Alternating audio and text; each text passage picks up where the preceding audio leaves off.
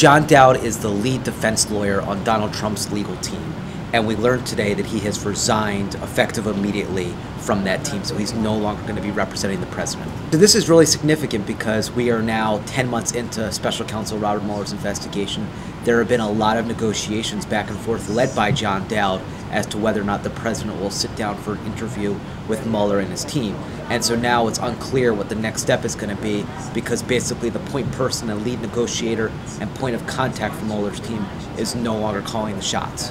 Last weekend we noticed a real notable shift in the way the president and his legal team has been talking about Special Counsel Robert Mueller. So in the past there's been lots of public overtures and gestures of cooperation. They've spoken warmly about Special Counsel and his work. And this weekend for the first time, we saw John Dowd basically call on Deputy Attorney General Rod Rosenstein to shut down the investigation.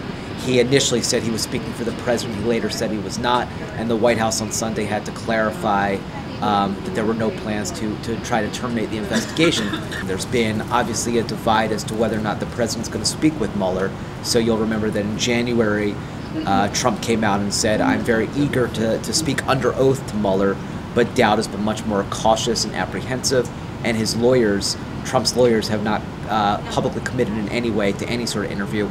They say those are ongoing negotiations. So obviously you have a client-attorney division there. President, would you still like to testify to Special Counsel Robert Mueller, sir? Thank you. Sure, I would like to. You would like to? I would like to. One other thing that I would note is that the Trump legal team has been looking to try to add to its ranks. So they had reached out to a very prominent Washington lawyer, a litigator by the name of Ted Olson, who argued the Bush v. Gore case in 2000 for the U.S. Supreme Court. And he's argued the California gay rights case, same-sex marriage case. He turned them down, and so I would not be surprised if there's another attorney who they try to reach out to. They did hire on Monday a former United States attorney named Joe DeGeneva, who's going to be working on the Trump legal team.